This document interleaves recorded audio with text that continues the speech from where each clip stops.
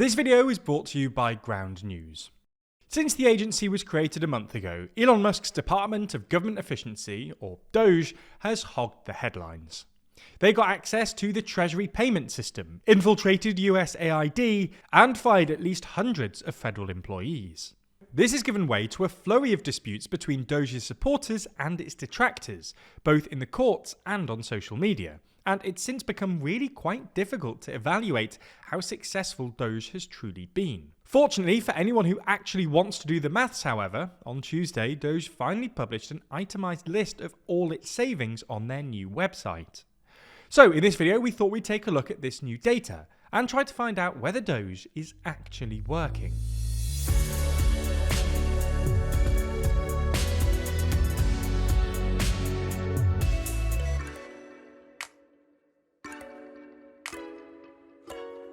Do you kind of hate us? Well, watch us respond to your criticisms from bias to advertising and pronunciations in our dedicated criticism response video. It's linked in the description. Now, before we get into it, a quick caveat. It might feel unfair to pass judgment on DOGE only a month into its existence. However, there were two reasons we thought this video was still worth doing. First, we now have this official list, and it's pretty interesting. And second, while a month obviously isn't a very long time in politics, it's quite a long time in DOGE years, given that, at least according to Trump's original executive order, DOGE is due to be shut down by July 2026. Anyway, at first glance, things look like they're going pretty well. On Tuesday, the official DOGE website claimed that the agency has saved the American taxpayer $55 billion. If DOGE continued at this rate, they'd save roughly $1 trillion by July 2026. Not quite the $2 trillion Musk originally promised, but still pretty impressive. However, dig into the numbers and things don't look so great. For starters, the savings originally listed on the DOGE website only amounted to $16.6 billion, and no one really knows where the other $40 billion is coming from. For what it's worth, we suspect DOGE is either attributing this mystery $40 billion to the shutdown of USAID, which has an annual budget of around $40 billion, or to the federal buyout program, which offered some 2 million federal employees paid leave until September if they resigned effective immediately. The White House said that it expected 10% of the federal workforce to take up the offer and claimed that would save $100 billion.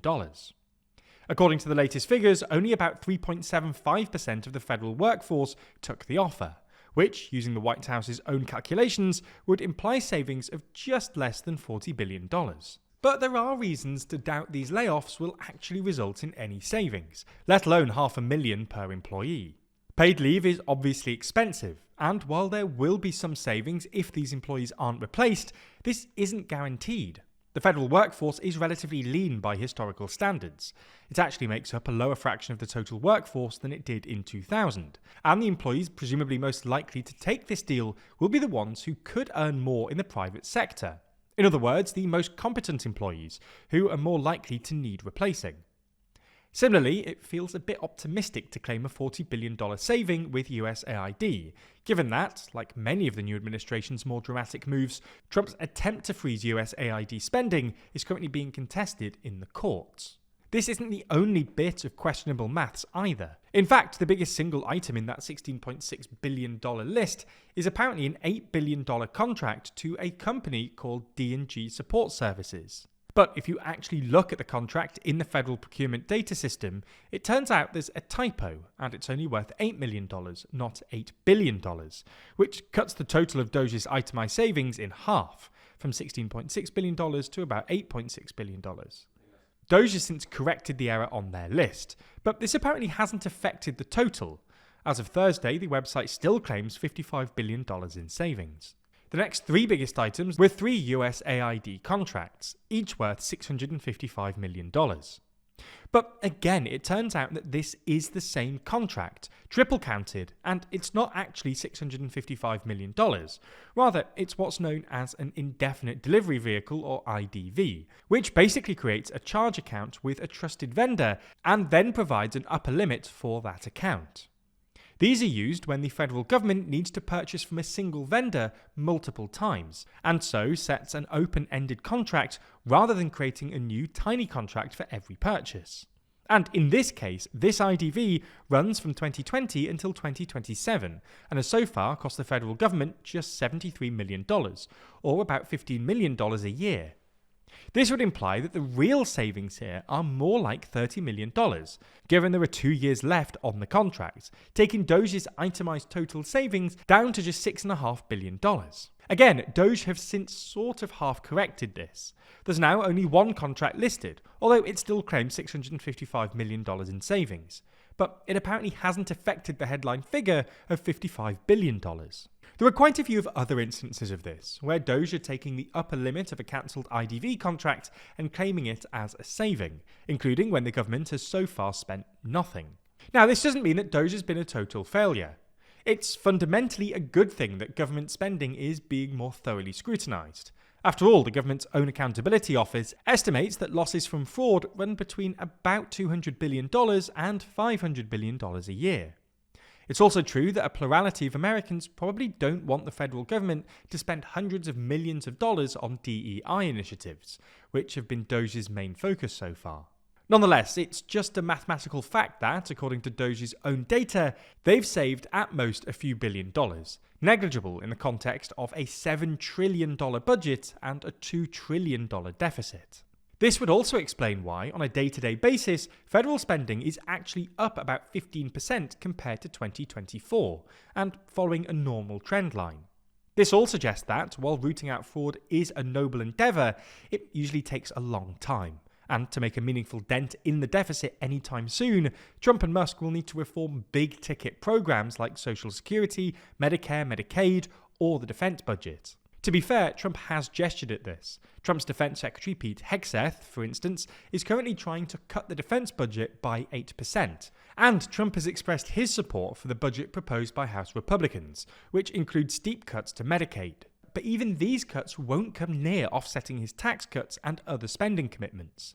The Committee for a Responsible Federal Budget, for instance, estimates the House budget that Trump just endorsed would still widen the annual deficit by about $500 billion, and America's debt burden only looks likely to grow in the coming years. As this video hopefully demonstrated, cutting through the political fog has become really quite difficult these days, and even government agencies aren't always 100% transparent. We're increasingly being flooded by misleading content, algorithmic feeds that just back up our biases, and reductions in fact-checking efforts. It almost feels like people are intentionally making it harder to get to the truth. One way you can cut through the noise is with Ground News, a website and app on a mission to give readers an easy, data-driven, objective way to read the news. Every day, Ground News ingests over 50,000 articles from all over the world. Every story comes with a quick visual breakdown of the political bias, factuality, and ownership of the source's reporting, all backed by ratings from 3 independent news monitoring organisations. For example, here's a story about Doge's original $55 billion claim. Right away, you can see the story had at least 32 outlets reporting on it. Just 9% lean left, while an astonishing 67% lean right.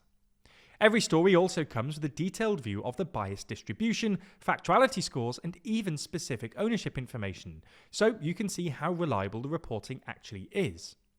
You can also swipe through some of the headlines to get a more detailed understanding of how reporting might change based on political bias. But my favourite part has to be their blind spot feed, which highlights stories that are being underreported on one side of the political spectrum or the other. This not only helps you redress your personal news bias by reading stories you might otherwise have missed, but also gives you a better perspective on how the media ecosystem is being manipulated and shifted to fit political objectives. Ground News is such a useful tool for our current media landscape, cutting through opinion and noise with a feed free from manipulation or algorithms, and I can't recommend it enough. In fact, if you subscribe today, you'll get 40% off their Vantage plan. That's under $5 a month for unlimited access to every incredible Ground News feature. This offer is only available here, so make sure you go to ground.news/TLDR or click the link in the description to get started and support an independent news platform working to make the media landscape more transparent.